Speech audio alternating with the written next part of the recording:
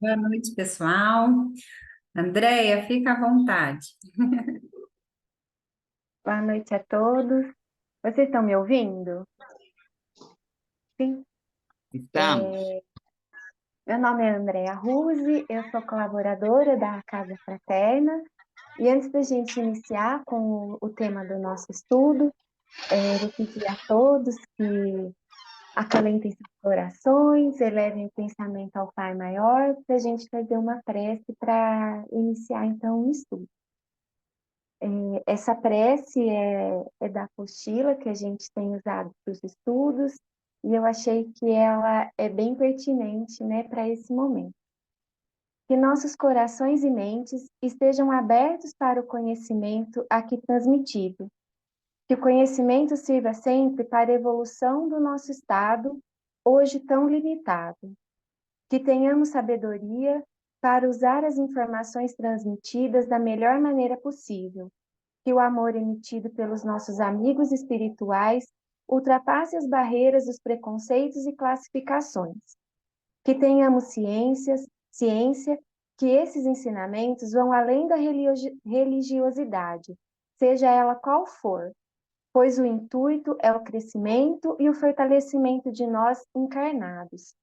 Que nossos amigos estejam sempre a nos amparar e que o Lorum seja sempre nosso maior guia. Que assim seja. Então, com isso, nós damos início, né, ao tema de hoje, que é a magia divina das velas. Pode passar também. Eu vou acompanhar aqui no meu computador também, porque eu não enxergo na telinha.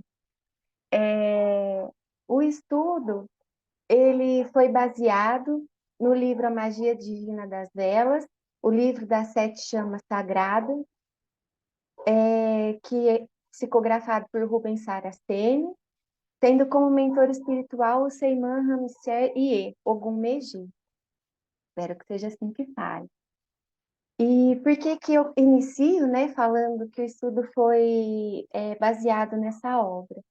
Porque já no início do livro, e aí depois a obra ela existe em PDF, quem tiver interesse, né, a gente pode compartilhar no grupo da Casa Fraterna, de estudos, no início da obra, né, o Ogum Megê, ele vem trazer que, assim, tem muitos mais mistérios, né, sobre a magia das velas, mas que nesse momento, o que ele compartilha é o que a espiritualidade nos permite, entende que a gente tem, né, capacidade de compreensão, e que é o que nesse momento a gente precisa, né, para utilizar na nossa vida, para a nossa evolução. Então, assim, há muito tempo se pensa em trazer esse conteúdo para a gente, mas só agora nos foi permitido, né, e a eles foi permitido transmitir esses conhecimentos. Pode passar.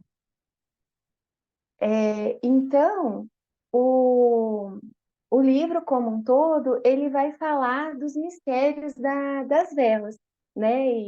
E aí, então, ele começa dizendo que, assim, as velas em si são um mistério religioso, disseminado por todas as religiões do mundo, mas que só algumas não adotam.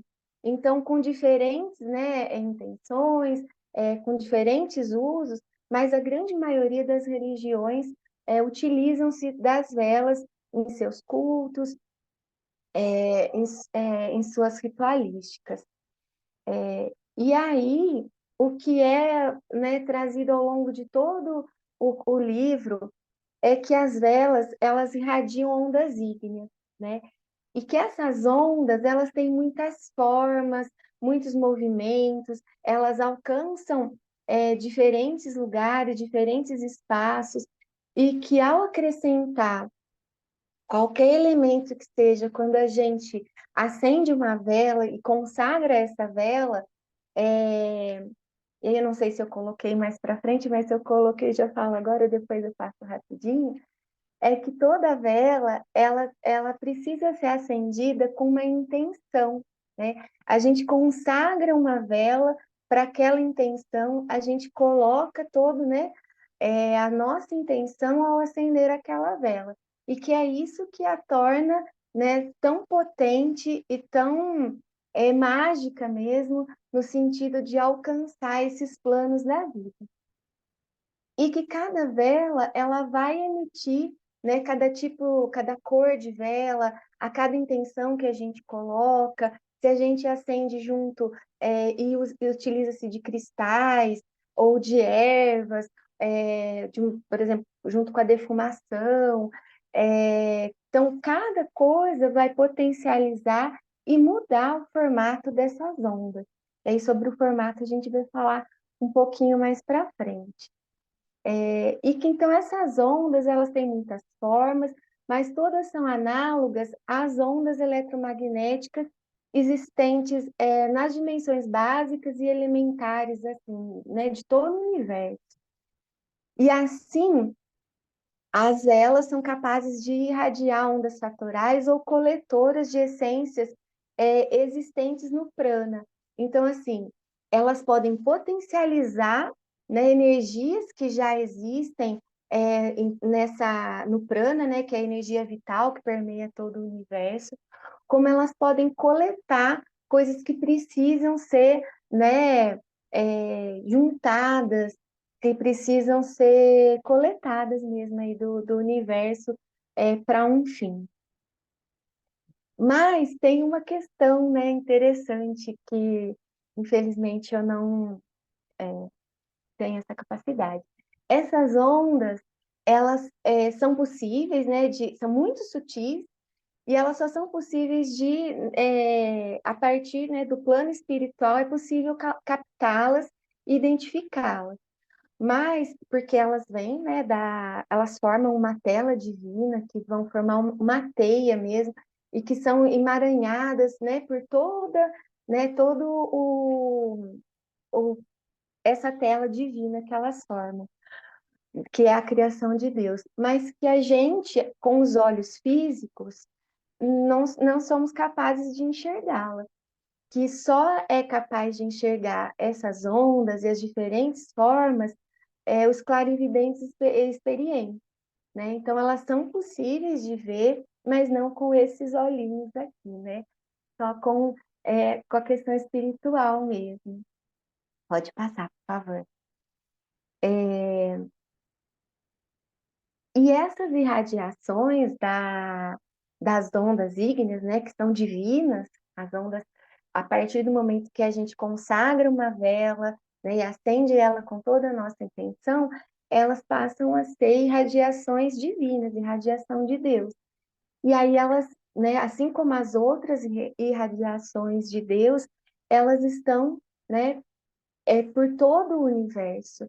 E cada onda, as que vêm das velas, as que vêm da mente, as que vêm das orações, as que vêm, né, do plano superior, cada onda, elas vão se juntando, né, em todos os lugares, né, por todo o tempo, obedecendo os 7 planos da vida e construindo uma teia sustentadora da criação divina. Então, todas essas irradiações, elas, né, se completam e formam essa sustentação da criação divina. E aí, como eu, né, dei spoiler antes, elas vão formando desenhos diferentes, né? A depender da intenção, da cor da vela, e aí elas vão criando belíssimos desenhos. No final eu trouxe alguns para a gente ver, mas são desenhos realmente muito diferentes e que formam verdadeiras mandalas, né? E cada cor de vela vai emitir um tipo de onda, um padrão vibratório específico, que, como eu disse, é visível aos clarividentes. E aí, essas ondas, elas podem ser projetadas para muito longe, né? Inclusive para outras dimensões, a partir da nossa mente. Então, quando a gente vai pedir ajuda ou vai agradecer o nosso anjo da guarda e acende a nossa vela branca, né, com a intenção, né, de fazer um agradecimento ou de pedir, né, a nossa proteção diária para o anjo da guarda, né, quando a gente coloca essa intenção na nossa mente, firma o pensamento, consagrando essa vela para o anjo da guarda, então a gente projeta, né, essas ondas que elas vão chegar ao nosso anjo da guarda, que vai, né, verificar a possibilidade, né, do que a gente às vezes não sabe muito bem o que a gente fez, né? Então, aí o nosso anjo da guarda vai receber essa mensagem para nos atender, né, ou nos guardar. E assim, da mesma forma, quando a gente acende para um santo, para Jesus Cristo, para qualquer um dos tronos de Deus, para os nossos guias, para os nossos mentores. E isso também serve para quando a gente acende, por exemplo, para um ente querido desencarnado, né? Essas ondas, elas são capazes de chegar para socorrer, né, essa pessoa que desencarnou já, ou para, né, levar ali algum acalento, né, uma paz ou uma ajuda mesmo, né? Então, é capaz a nossa mente de, né, viajar aí mesmo para outros planos divinos. Se alguém quiser fazer alguma pergunta, não me incomodo que interrompa, viu, gente? E aí eu recortei uma frase lá do livro que eu achei bem interessante, né? Que diz assim: as velas de todas as cores são pontos de intersecção com o mistério das energias vivas de Deus e de suas divindades. Então, né, a gente pode acender uma vela branca para Oxalá e ela vai nos ligar, né, vai fazer essa intersecção entre a gente e um plano maior, né? Então, quando a gente acende uma vela, a gente tem que ter em mente o poder que ela tem. Ela faz essa intersecção com o prana, com os planos divinos, com, né, os nossos entes que já se foram. Então, a partir de hoje, sim, a partir de agora, né, a gente precisa ter muito isso claro, né, do poder da oração com uma vela, né, firmada com essa intenção. Pode passar. Então, desde o começo, né, o livro, né, fala do mistério, né, da magia e das velas, o título, né? Então, ele vai reforçar ao longo, né, do texto todo que elas são um mistério, que um pouco desse mistério pode nos ser revelado, mas que algumas coisas ainda, né, não chegou a hora da gente receber a informação. Mas que, perdão, elas vão assumir formas, né, diversas, invisíveis à visão física, como eu já falei. E essas formas é legal depois, né, as pessoas poderem olhar com calma essas imagens, porque tem muitas no livro, é muito interessante mesmo, porque ao mentalizar as imagens, a gente potencializa a irradiação dessas ondas. E aí ele vai trazer que essas ondas tanto são absorvidas pelas correntes eletromagnéticas que estão, né, no universo, quanto elas podem ser projetadas a distâncias longínquas, né, como eu havia falado anteriormente, alcançando então o alvo que a gente mentaliza. Então é sempre ter em mente que a gente precisa mentalizar a intenção, né? Eu não posso achar que eu vou lá, né, acender a minha vela de 7 dias, não falhe. Deixa ela lá sempre acesa, acabou uma, eu troco, acendo a outra, é para o meu anjo da guarda. Mas assim, eu vou lá, acendo na correria, sei lá, tô fazendo almoço, nossa, a vela acabou. Vou lá, acendo a vela e deixo lá, não troco nem um pensamento com o meu anjo da guarda, né? Ele sabe que é para ele sabe que é para ele, mas a gente tem que fazer a nossa parte, né? Então, assim, pensar que mesmo que seja, né, recorrente, uma vela que eu sempre acendo, ou para uma pessoa desencarnada, ou para o meu anjo da guarda, essas velas que eu sempre acendo sempre que eu for acender, eu tenho que colocar a minha intenção, eu tenho que mentalizar, fazer uma oração, né? Não pode ser no automático que a gente vive no nosso dia a dia, né? A gente tem que fazer a nossa parte para potencializar, né, essas vibrações que as velas são capazes de emanar. E aí, então, eles vão reforçar que a mente é a chave do processo, né? Como para praticamente tudo na nossa vida, né, começa na nossa mente, né? Ela que vai direcionar as energias, né? Ela é ativadora dos processos mágicos, magísticos. Então, isso que eu acabei de falar, eu não posso simplesmente ir lá, ai, acabou minha vela do anjo da guarda, vou trocar, acendi e voltei a fazer o almoço, né? A gente precisa mentalizar, orar e pedir qual que é a nossa intenção ao acender aquela vela, ao consagrar aquela vela para o anjo da guarda. E aí, quando a gente direciona essa intenção, sempre haverá um retorno. E é importante, eu não sei se eu coloquei isso mais para frente, a gente pensar que esse retorno, ele pode não ser aquele que a gente esperava, né? De repente, eu acendi uma vela pedindo pela vida de alguém que está muito doente. Mas, assim, é a hora daquela pessoa fazer a passagem. Então, pode ser que a espiritualidade, pode ser não, né? A espiritualidade não pode atender as minhas preces para manter a vida aqui nesse plano daquela pessoa.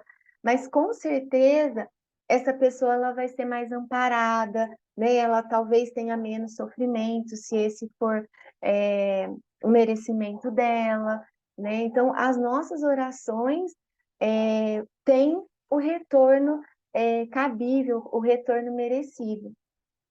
E isso serve também para quando a gente coloca, a gente nunca deve colocar uma intenção ruim, mas o livro deixa claro que a gente precisa pensar, né, na lei da justiça, né, na lei do retorno, que se a gente coloca uma intenção ruim ao firmar uma vela, esse retorno ruim também volta, né, para a gente. Então, a gente precisa ter muito claro que esse retorno é para o bem e para o mal. Então, a gente nunca deve firmar uma vela para o mal. Pode passar. E aí, como eu falei, né, as velas nas diferentes cores que a gente pode acender, elas vão ser mais potentes, né, para um dos tronos, para uma intenção. E aí, o livro ele vai trazer a escala das cores das velas e depois ele vai esmiuçar o tipo de onda que essas velas emitem a depender da cor. Mas que, assim, eu achei que ia ficar muita informação, talvez muito maçante, então eu não trouxe de todas as cores. Mas o que é legal a gente saber? Primeiro que o livro diz que sim, se a gente não tem uma vela de uma cor específica, eu não tenho uma vela marrom para acender para Xangô. Eu vou deixar de fazer as minhas orações, eu vou deixar de acender a vela porque eu não tenho a marrom, né? Não, eu vou acender uma vela branca. A vela branca, ela possui a capacidade, né, de irradiar todas as cores primárias, as irradiações primárias, né? Então, eu tenho a possibilidade de acender a vela branca, que ela tem várias irradiações. E as coloridas, por elas juntarem cores, né, elas vão fazer irradiações mistas aí, ou compostas, repetindo aquele mesmo fenômeno da irradiação da luz, né, que a luz branca, ela defraciona de um jeito, e a luz do arco-íris, se a gente for pensar, né, são irradiações compostas de luz. Pode passar, por favor. E aí, reafirmando, né, reforçando que a Umbanda, né, e outras religiões, a Umbanda recorre intensamente ao uso das velas nas mais diferentes ritualísticas. Mas principalmente assim, as religiões usam as velas para iluminar os seus altares, as suas casas das almas ou cruzeiros, quando oferendam às divindades ou aos guias protetores, para magia positivas ativadas para cortar demandas, magias negras, feitiços, encantamentos, etc. Né? Então, assim, a gente sempre vai ter vela acesa, né, nos nossos altares, firmadas, né, para proteção, para cuidado. E aí, como eu falei, né, não sabia se eu tinha colocado mais para frente, ele chama a atenção para o cuidado das magias negativas, que elas não devem acontecer, mas que se ela ocorrer, a gente sempre tem que ter em mente a lei maior e justiça divina, que elas vão providenciar choques de retorno, né? Então, se uma pessoa acende uma vela pensando, né, numa magia negativa, ela vai, né, pela espiritualidade maior, ter esse choque de retorno da intenção dela. Pode passar. E aí, pensando nos sete tronos, né, as irradiações divinas, elas vão ser a irradiação da fé, do amor, do conhecimento, da justiça, da lei, da evolução e da geração. Da mesma forma que a gente tem as irradiações divinas, a gente tem formas de pensamento nessas irradiações. Então, algumas pessoas têm, pode passar, têm o pensamento, né, formado em algumas dessas irradiações, né, naturalmente formado em algumas dessas irradiações. E aí, se eu naturalmente tenho, né, o meu pensamento formado na irradiação da fé, por exemplo, eu tenho mais facilidade, né, a desenvolver ações voltadas para a fé, né, e a forma de irradiação do meu pensamento vai seguir, por exemplo, né, essa estrela mental que está logo no comecinho, né? Então, acima da nossa cabeça, a partir que a gente firma o pensamento, a gente tem esses círculos de energia irradiando. E a depender, né, do tipo de irradiação mental que a gente tem mais facilidade ou que a gente firma o pensamento para aquela intenção, a gente vai mudar essas ondas circulares. Então, por exemplo, no pensamento, né, na irradiação da fé, em torno da nossa coroa, o filho desse trono, né, ele tem essa roda magnética formada em horizontal e que forma como se fosse uma estrela, né, nesses círculos assim acima da sua coroa. E aí, as velas também vão desenvolver desenhos semelhantes a partir das irradiações, a depender dos tronos. Mas aqui eu trouxe, né, os desenhos que o livro nos apresenta sobre essas coroas, né, essas irradiações que formam acima, né, da coroa das pessoas que são naturalmente regidas por cada trono.